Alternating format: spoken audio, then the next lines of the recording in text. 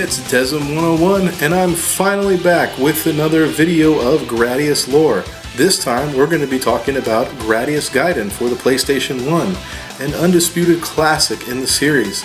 Now this game is pretty exclusive, it actually did come out on the PSP much later, but there isn't a whole lot of great ways to play it.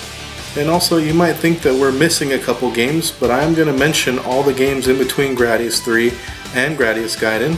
So let's go ahead and jump right in.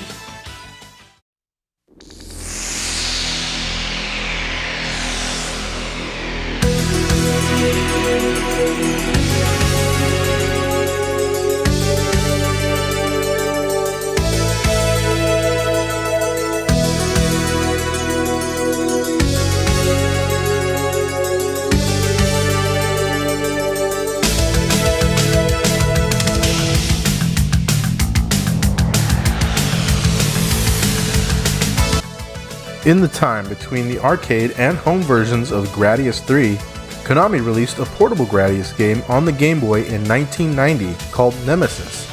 No direct relation to the previously named Nemesis on MSX or European arcade game of the same title. It contains 5 stages and features some unique bosses with many familiar stage themes, such as Moai, Boneyard, and Cell stage. The story, like most Gradius games, is very short and focuses on the Bacterian Empire intending to attack Planet Nemesis after being defeated by Vic Viper, in presumably what was the battle from the first Gradius game. The US manual for the game instead tells of an evil king named Nemesis, who was sending his army after you, as you are actually chief of the interplanetary police who needs to bring him to justice. The Vic Viper is referred to as Proteus 911 in the US instruction manual. By the following year, Konami released a sequel to the Game Boy game called Nemesis 2. It came out in the US at the beginning of 1991 and was confusingly renamed to Gradius Interstellar Assault. The game once again is made up of 5 stages, but this time the themes deviate from the usual and add some new ideas and boss fights. The story here is basically when you thought the last battle had ended, it actually starts up once again and you head into more perilous territory. The US manual actually calls your ship the Vic Viper correctly this time, and is also in line mostly with the Japanese release story. These games are pretty good Game Boy titles and feel like proper Gradius games, but they are not considered canon at all and are simply spin-offs that help to capture the interest in the series at the time. These titles would be the only official Gradius games to be released until 1997. Yes, I did include the obscure Nemesis 90 Kai here, which did come out in 1993, but in Japan only. It's just a remake of Gradius 2 from MSX. Though in 1996, Salamander 2 was released in Japan arcades and on Saturn, PlayStation 1, and the following year, the obscure Solar Assault was exclusive in Japan arcades as well. While these games are within the category of Gradius spin-offs, the story doesn't seem to tie into the other Gradius games aside from Vic Viper appearing and some bosses being similar. Lord British is not present in Salamander 2, replaced by Super Cobra, but it does appear in Solar Assault. There is also very few details available on the development of these two games, and I can't find anything about communication between the teams, even though the games were being developed around the same time period. This is an interesting time at Konami for the Gradius series, as many games in the series were kept from seeing a wider release, dooming them to relative obscurity that not a lot may have played or heard of, which is a shame, because between Gradius 3 and Gradius 5, the series was in a lull here in the US, aside from some portable releases.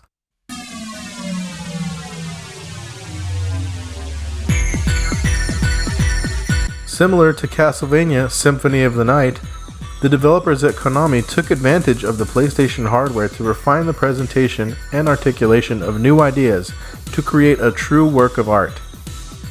Featuring multiple selectable ships, expanding on the story elements, and turning up the fan service with content that would leave the fanbase drooling. This is what many consider to be one of the greatest traditional Gradius games in the series, for a very good reason. Gradius Gaiden was originally taking shape to be considered as a numbered follow-up to Gradius 3.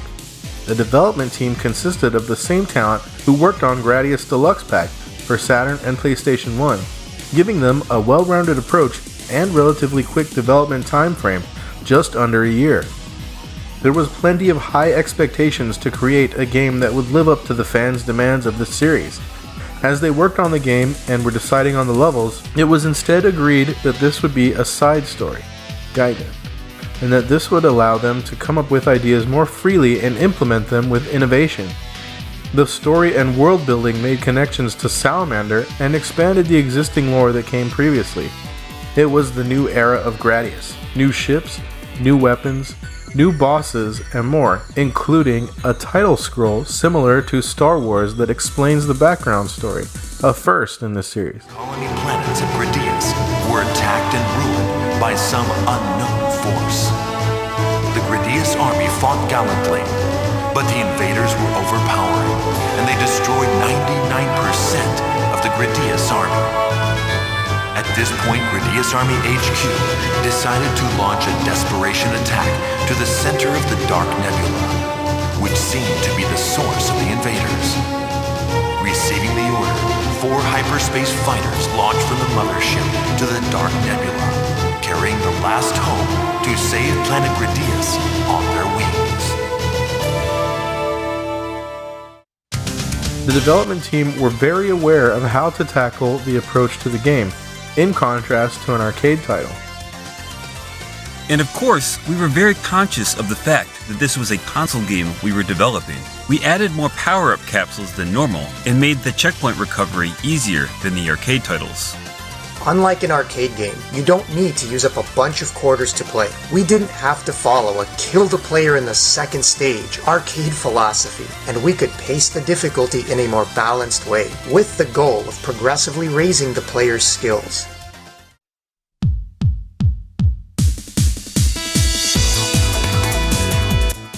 Gradius Gaiden saw many favorable reviews upon release, with praise for its graphics and new innovations.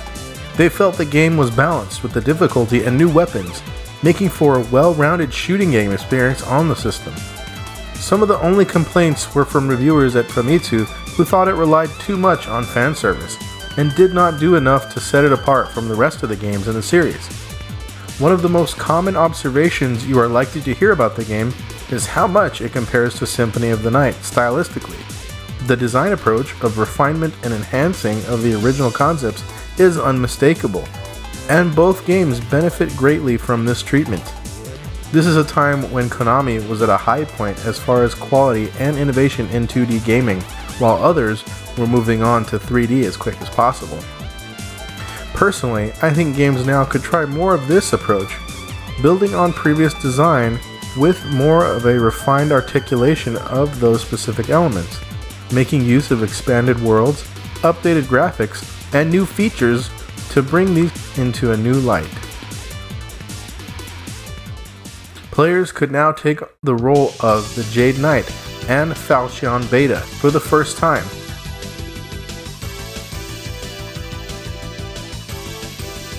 As well as the classics Lord British and Vic Viper, with 2-player simultaneous play like the original Salamander.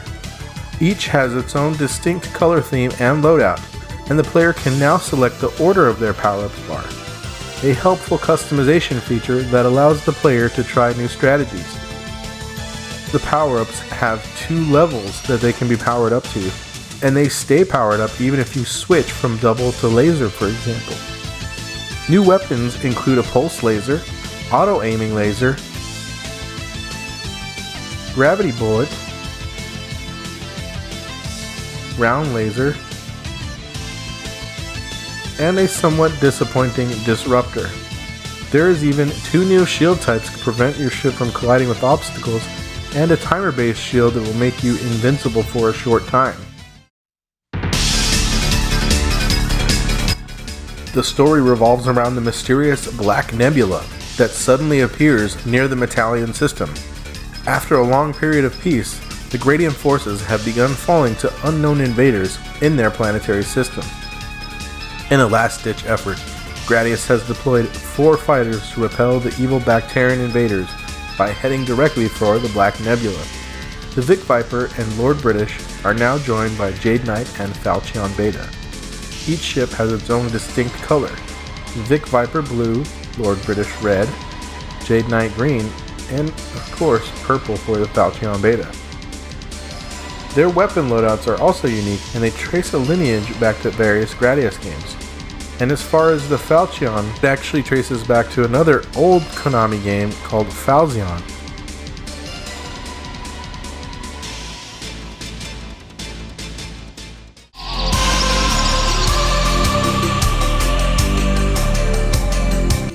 An interesting added element is the way stages are named this time.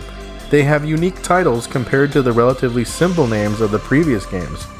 Most of the bosses are unique to the game. We begin in Beyond the White Storm, which is a snow and ice covered planet with an Aurora Borealis light hanging in the background. The boss is the Blizzard Crawler, a giant worm that lives in the snow, emerging to attack and fire lasers from its back and launch giant snowballs at you. The second stage is an obvious fan favorite and a real standout. Requiem for Revengers is full of past bosses and enemies in what appears to be a graveyard. This illustrates a great example of how to take elements from an earlier game and put them into a new context to excite the player. You can choose between 2 paths and 2 different bosses for this stage. Parts of the level are destructible and will try to attack the player. The top path will take you to the battle with Grave, a boss that resembles a crab walker with only 1 set of legs, who fires lasers and missiles from its domed core. Watch out for falling debris when it jumps around.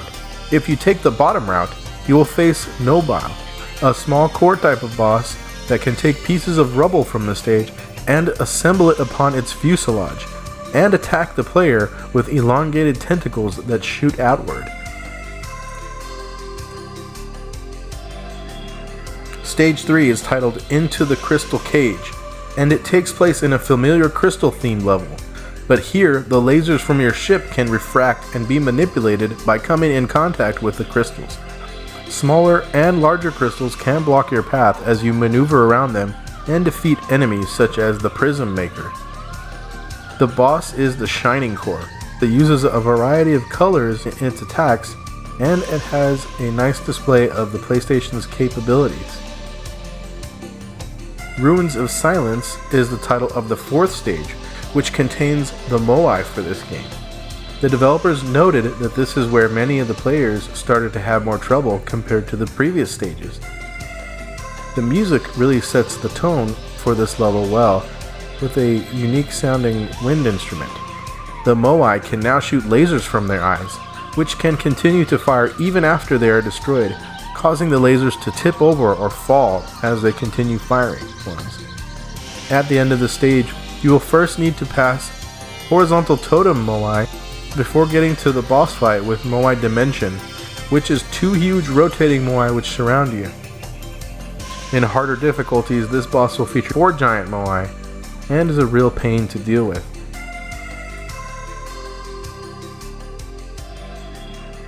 Stage 5 is another familiar theme, Organic Fortress.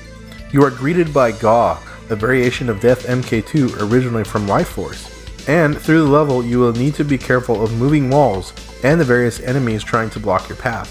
At the end of the stage is Mad Skin, a giant eyeball that can fire lasers and bouncing spheres that spawn turrets on the ground where they touch. The eye will move up and down, making it harder to hit with your shots.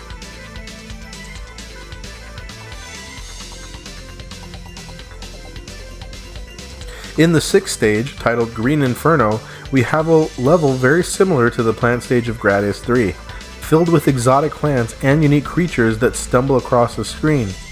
The boss of the stage is a 3-part one, with separate names: Hunter Fang,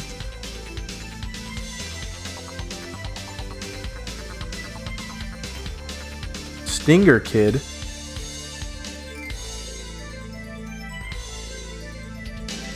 and Hunter's Rose. They are each quite different from one another, and Hunter Rose is similar to a big core boss. We revisit the original volcano theme in Stage 7 called Event Horizon. The game turns the theme on its head by bringing a black hole into the level, which begins to suck up and engulf everything in its path. The force doesn't really affect the ships, thankfully, but you need to be wary of debris colliding with you as you stay ahead of the black hole. This level can't run properly on a PS2 console for some strange reason.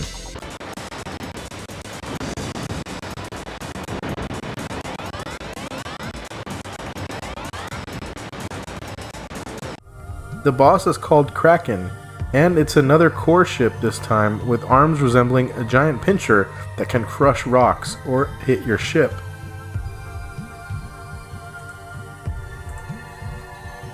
Stage 8 is the boss rush level called Formidable Guardians. As usual for the series, you start with a Zub Rush to power up your ship before facing off with enemies. These are all new bosses, and they do impress with their variety and dangerous attacks. First up is Laser Tetran, who will fill the screen with huge lasers in all 4 directions while rotating around the screen. Following that is Death Double, which is a core boss named Parasite Core with 2 Death Mk2 ships attached as weapons.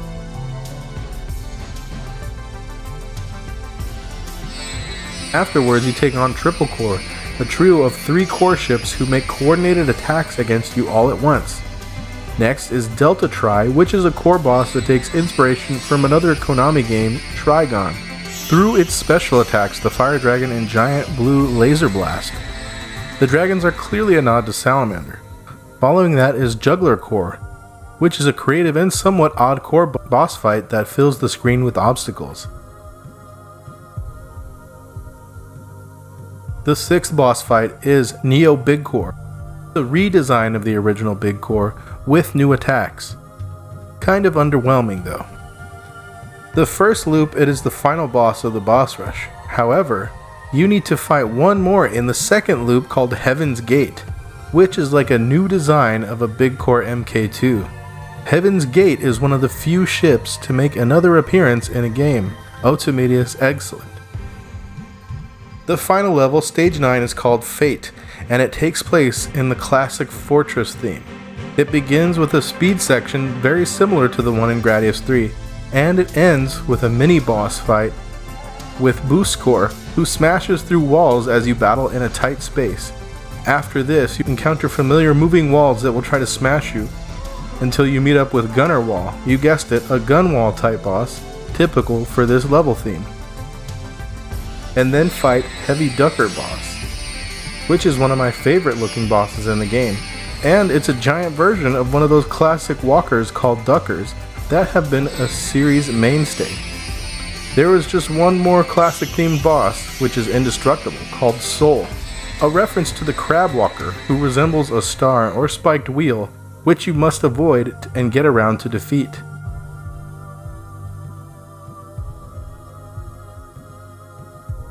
At last, it's the final boss of the game, which of course is going to be anticlimactic, as has become a tradition for the series. It is mostly a reference moment that ties back several elements from Salamander once again, so it would seem they really wanted to highlight the connection between Gradius and Salamander for this game.